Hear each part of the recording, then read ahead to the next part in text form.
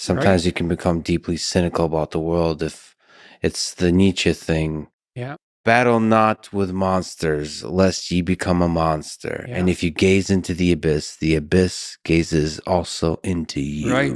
But I would say, bring it on. Right? Because that's why I also say, knowing that he's absolutely right. But if you gaze into the abyss long enough, you see the light, not the darkness. Are you sure about that? I'm betting my life on it. Yeah, that's a heck of a bet.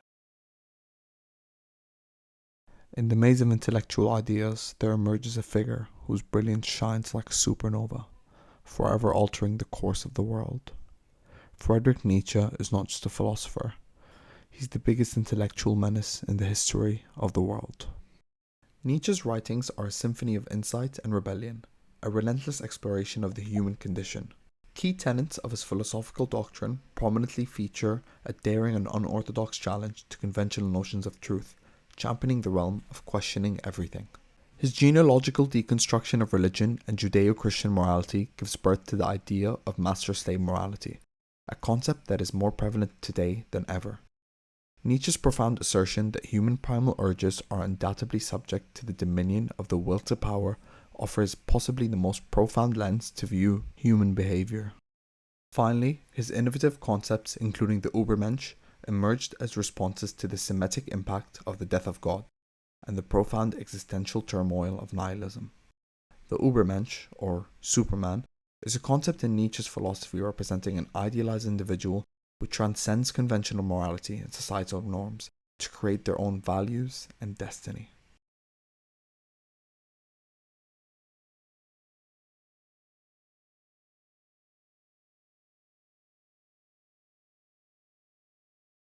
Born in Saxony, modern-day Germany, 1844, in a small Prussian town near Leipzig, Nietzsche experienced an event that would change his life before it had even started. At the tender age of 4, his father, a Lutheran minister, passed away from an illness. This contributed to Nietzsche's introspective nature and his fascination with the human condition. It prompted young Nietzsche to wonder why a god would take the life of such a devout worshipper through a heinous illness. This forced him to grapple with fundamental questions about God's existence and the meaning of suffering. Growing up, Nietzsche was an incredibly gifted scholar, excelling in school and university. He attended the University of Bonn and later the University of Leipzig, where he studied classical philology, a discipline focused on the languages and literature of ancient Greece and Rome. At the age of 24, Nietzsche managed to become a professor at the University of Basel in Switzerland, becoming the youngest professor in the university's history, still to this day. To this day! To this day! Ask yourself, what the f*** were you doing at the age of 24?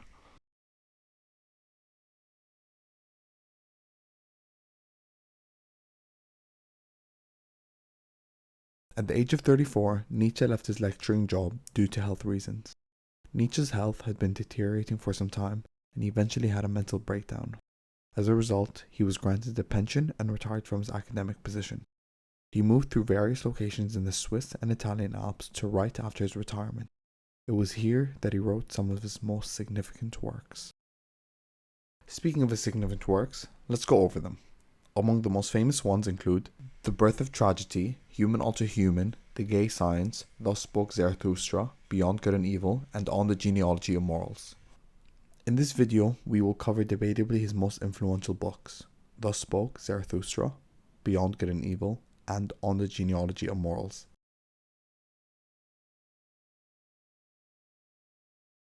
Thus Spoke Zarathustra is a philosophical novel of profound significance. Anyone who has tried reading it can recognize its complexities.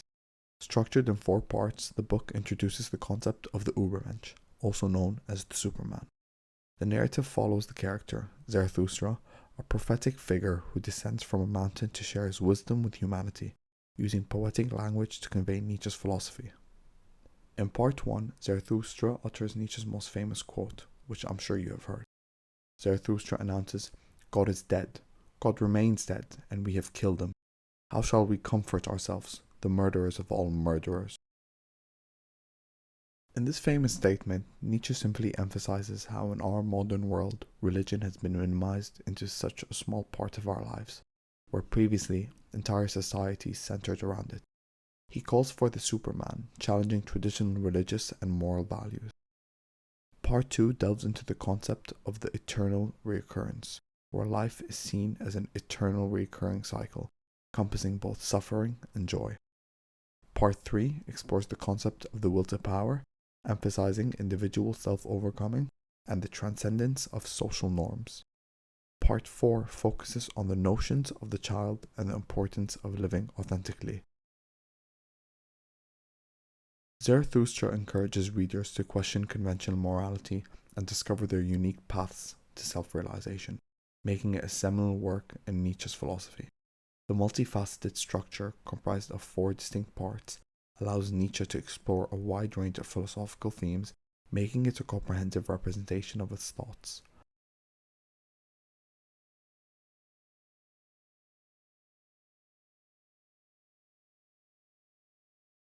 On the Genealogy of Morals consists of 3 essays where Nietzsche critically examines the origins of moral values and their connection to power.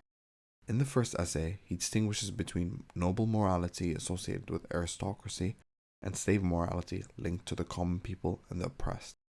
He shows how the historical context of an era defines what is good and what is bad. For example, initially the powerful people that controlled the land and the gold decided what was good. Conquests, feasts, and self-interest were viewed as good, while being poor and weak was a bad thing as you were powerless. The inversion of these values, Nietzsche states, started from a Jewish revolution. Then, when Christianity spread more in Europe, the definition of good and evil inverted. The 7 deadly sins were now sins that attacked all the powerful. Now, the poor would look at the rich and think to themselves, the rich are being self-centered and wasteful. This was a way that the poor would cope with their miseries. You see this now more than ever in our modern world. The billionaires are viewed as entirely evil and wasteful, while the poor are virtuous for not being too wasteful. This is what Nietzsche claims to be slave morality, where the slave defines their morality based on their slave mentality. The second essay is like a time machine that takes us back to when humans first started feeling guilt. Imagine you have a time-traveling detective who is curious about how people started feeling bad about things they did. This detective discovers that the concept of guilt didn't always exist. Long ago, when people did something wrong, they didn't feel guilty about it. Instead, they might have felt the need to make things right, like giving a gift to the person that they wronged. So the detective is trying to figure out when and why guilt became a big deal. The detective finds out that guilt began when society became more organized and people started living in groups. In these groups, there were rules and exceptions about how people should behave. When someone broke these rules, they felt guilty. But it wasn't just about feeling bad about breaking the rules. It was about feeling bad about themselves, like they were inherently bad people.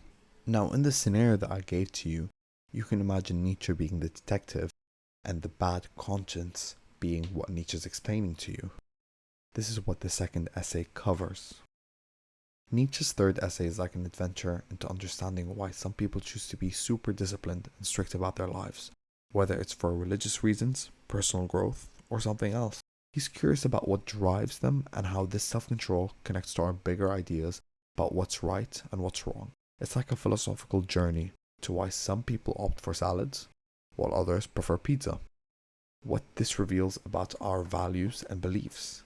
This work offers a comprehensive analysis of the development of moral concepts, revealing their deep-seated connections to psychological, historical, and cultural contexts.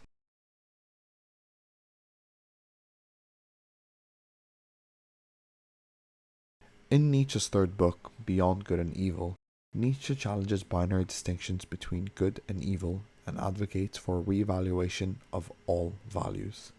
That's a lot to unpack in one book. Imagine someone coming to you and asking you to list every single value you have and thoroughly re-evaluate and question every single last one. This book is structured as a series of aphorisms and short essays covering a bit of everything. The book is divided into several chapters. Nietzsche's first chapter is one heck of a ride. titled On the Prejudices of Philosophers, delves into prejudices underlying philosophers and ordinary people like you and me in the pursuit of truth.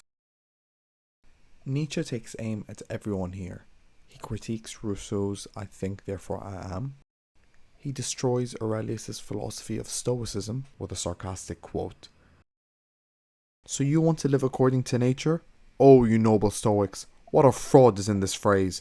Imagine something like nature, profligate without measure, indifferent without measure, without purpose and regard, without mercy and justice, fertile and barren, and uncertain at the same time.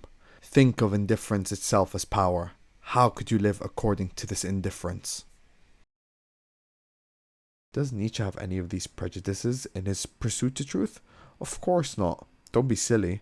After explaining each prejudice, he articulates why he is exempt from each one, highlighting how he, naturally, rises above all these silly prejudices as a critical thinker. The rest of the book discusses Nietzsche's critique of previous philosophers who have not been seeking the truth, but rather fueling their self-interest. And he calls for a new age of philosophers who think like Nietzsche, the true philosophers. A certain idea in Nietzsche's Beyond Good and Evil is the concept of the will to power. It suggests that a fundamental innate drive exists within humans, motivating them to pursue and augment their personal power and influence. Nietzsche contends that all human actions, including activities like studying, working, and getting married, can be seen as manifestations of the desire to enhance one's will to power. For instance, this concept implies that when an individual donates money to charity, they may be doing it not solely out of altruism, but also to bolster their own sense of superiority over others, thereby increasing their own pleasure and status. In conclusion, Nietzsche's philosophical works are profound explorations of fundamental human questions. Zarathustra includes the concept of the Übermensch and challenges conventional values, while On the Genealogy of Morals delves into the intrinsic origins of morality. Beyond Good and Evil offers a comprehensive critique of traditional beliefs and values. Nietzsche's writing encourages readers to reevaluate their beliefs, pushing the reader to question everything. These works remain influential in the realm of philosophy, provoking thought and inviting individuals to question established norms.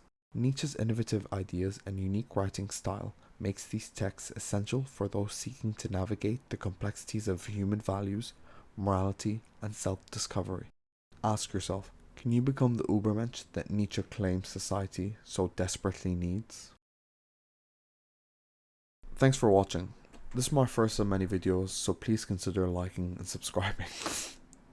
Never thought I'd be saying that. At the end of each philosophical video I do, I wanted to include a tier list and see where the discussed philosopher ranks in their influence. This tier list will be entirely subjective, so please don't come after my family if you don't agree with it. For me, Nietzsche is an easy GOAT tier. That's why he's the GOAT! The GOAT! Why?